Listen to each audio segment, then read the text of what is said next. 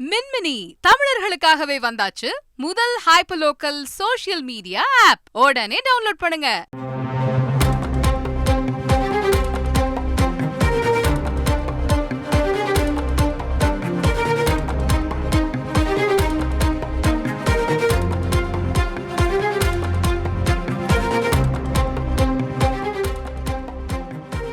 பாஜக பாமக இடையே கூட்டணி பேச்சுவார்த்தையில் இழுபறி நீடிப்பதாக தகவல் வெளியாக இருக்கிறது. முழு விவரங்களை செய்தியாளர் சமய மணிவண்ணன் சொல்ல கேட்கலாம். சமய மணிவண்ணன் வணக்கம். எவ்வளவு தொகுதிகளை பாமக கேட்டிருக்கிறது பாஜகவிடம்? விவரங்கள் என்ன? வணக்கம். நாடாளுமன்ற தேர்தல் நெருங்கி வரும் சூழலில் விரைவில் தேர்தல் தேதிக்கான அறிவிப்பு வெளியாக உள்ள சூழலில் தொடர்ந்து அனைத்து கட்சிகளும் கூட்டணி பேச்சுவார்த்தையில் ஈடுபட்டு வருகின்றன. திமுக, அதிமுக ஆகிய கட்சிகளை தொடர்ந்து பாஜக, பாமக உள்ளிட்ட தமிழ்நாட்டின் முக்கிய கட்சிகள் தற்போது கூட்டணி பேச்சுவார்த்தையை தொடங்கியுள்ளன. குறிப்பாக பாமக கட்சியானது தற்போது அதிமுக கூட்டணிக்கு செல்லுமா அல்லது பாஜக கூட்டணிக்கு செல்லுமா என்பதே பெரும் எதிர்பார்ப்பாக இருந்து வரும் சூழலில் கடந்த வாரம் நடைபெற்ற பாமக பொதுக்குழுவில் கூட்டணி அமைத்துதான் நாடாளுமன்ற தேர்தலை எதிர்கொள்ளப் போவதாக பாமக தலைவர் அன்புமணி ராமதாஸ் அறிவித்திருந்தார். இதன் தொடர்ச்சியாக அதிமுக அணியிலேயோ அல்லது பாஜக அணியிலேயோ பாமக இடம்பெறுமா என்பது குறித்து தொடர்ந்து எதிர்பார்ப்பு நிலவி வந்த சூழலில் தற்போது இரண்டு அணிகளிடமே, அதாவது அதிமுக அணியிலும் பாமக இடம்பெறுவதாகவும் அல்லது பாஜக அணியிலேயும் பாமக இடம்பெறுவதற்கான வாய்ப்புகள் உள்ளதாகவும் தொடர்ந்து இரு அணிகளிடமே, இரண்டு கட்சிகளிடமே பாமக பேச்சுவார்த்தை நடத்தி வருவதாகவும் தகவல் வெளியாகியுள்ளது. குறிப்பாக நேற்றைய தினம் அதிமுக முன்னாள் அமைச்சர் சி.வி. சண்முகம் பாமக நிறுவனர் ராமதாஸை சந்தித்து பேசியுள்ளதாகவும் ஒரு தகவல் வெளியாகியுள்ளது.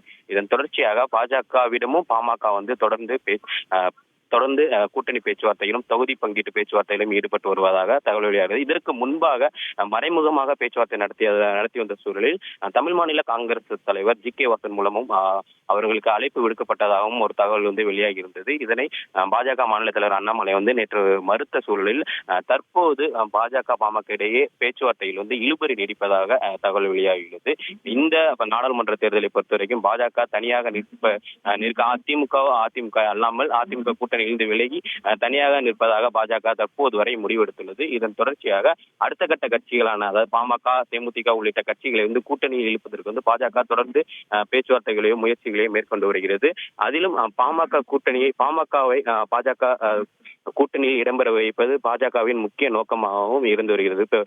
அதன் தொடர்ச்சியாக தற்போது தமிழ்நாட்டை பொறுத்தவரைக்கும் பாஜக கிட்டத்தட்ட ஒரு 24 இடங்களில் பாஜக தேர்தலில் இறங்க 24 தொகுதிகளில் போட்டியிட தற்போது வரை உறுதி செய்யப்பட்டுள்ள தகவலாக இருக்கும் சூழலில் மீதமுள்ள 15 இடங்களுக்கு தொடர்ந்து கூட்டணிகளுக்கு ஒதுக்க பாஜக தரப்பில் முடிவு செய்யப்பட்டுள்ளது.